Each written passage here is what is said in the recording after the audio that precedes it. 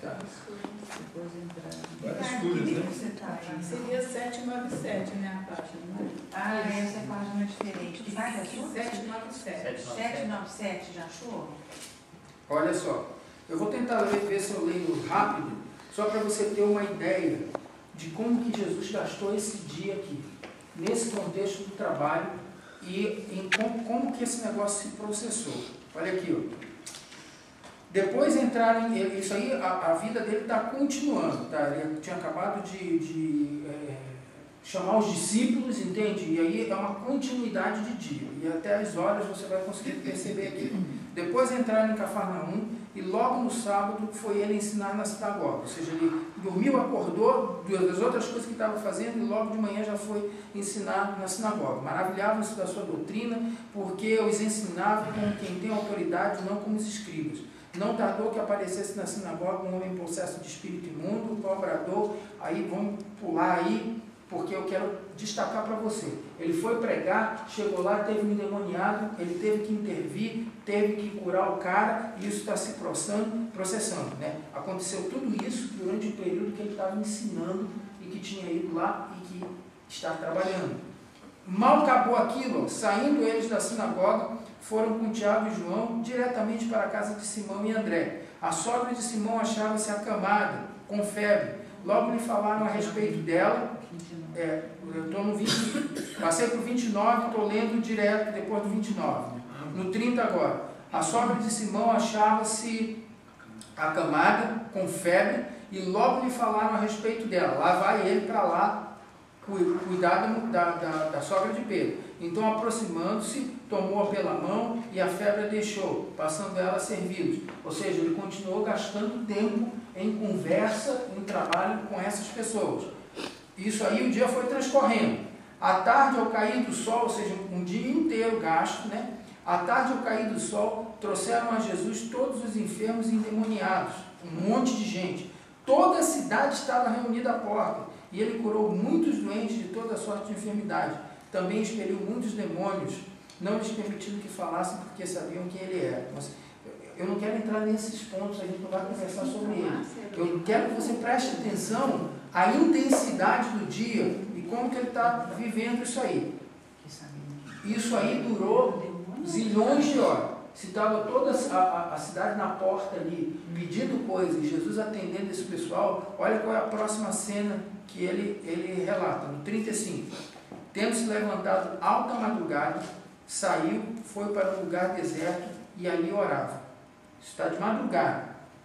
Procuravam diligentemente Simão e os que com ele estavam. O cara nem dormir direito não conseguiu, porque ele já saiu para orar, acordou cedo, deve ter dormido tarde, acordou cedo, e o pessoal já estava procurando ele de novo. 37. Tendo encontrado, lhe disseram, todos te buscam. Ou seja, o negócio não parava, entende? Era um negócio contínuo. Jesus, porém, lhes disse, vamos a outros lugares, às povoações vizinhas, a fim de que eu pregue também ali. Para isso é que eu vim. Então foi por toda a Galileia, pregando nas sinagogas dele e expelindo os demônios. Ou seja, ele sai dali e ele continua fazendo a mesma coisa. Ou seja, a maioria dos dias de Jesus, quando você lê os evangelhos, são gastos em intenso trabalho. Intenso trabalho.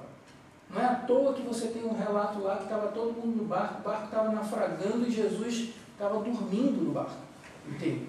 Ele estava cansado.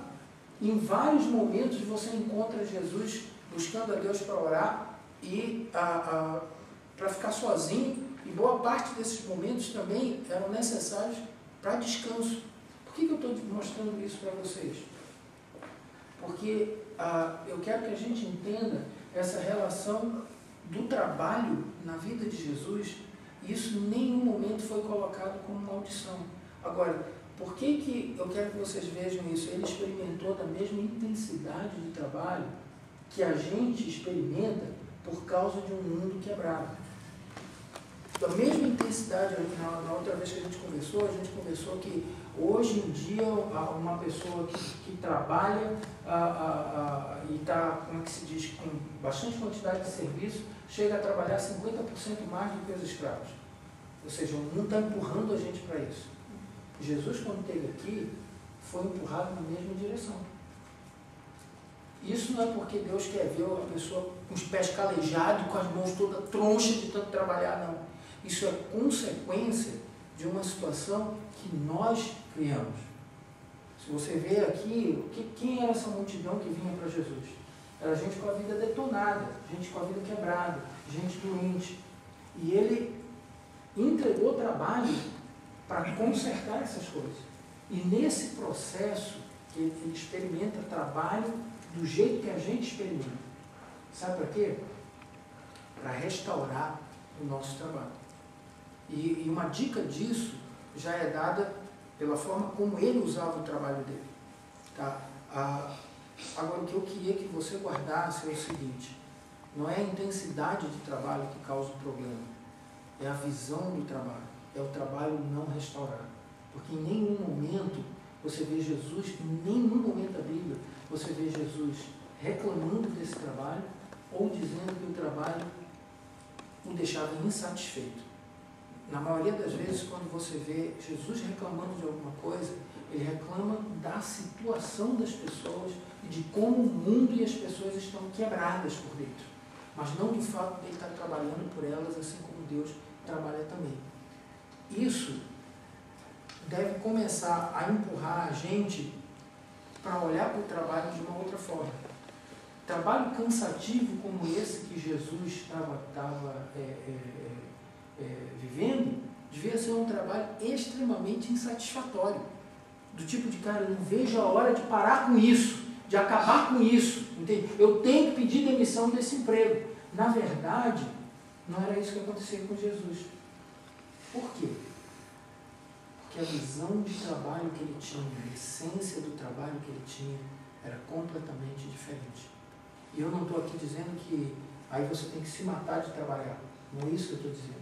O que eu estou dizendo é que a satisfação que vem do trabalho vem de um outro lugar que não tem a ver com o dinheiro que você ganha, nem com a quantidade de horas que você ganha e nem com o tipo de serviço que você faz.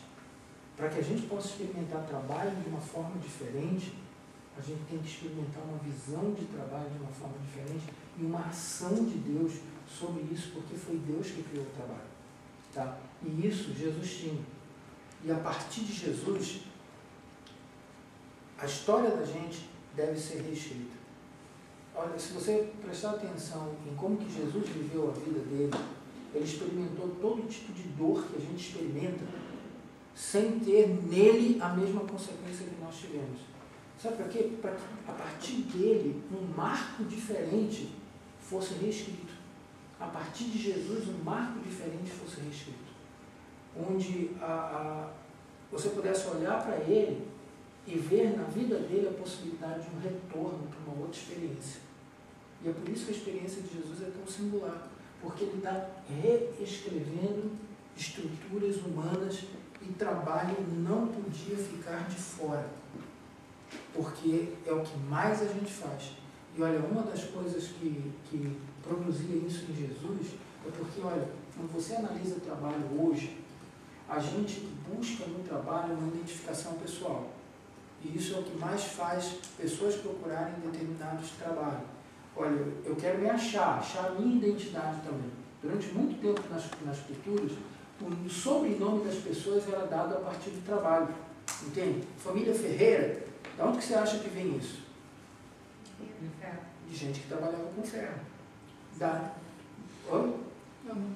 Se você for pegar, boa parte dos sobrenomes tem a ver com isso, com o que elas faziam. E as pessoas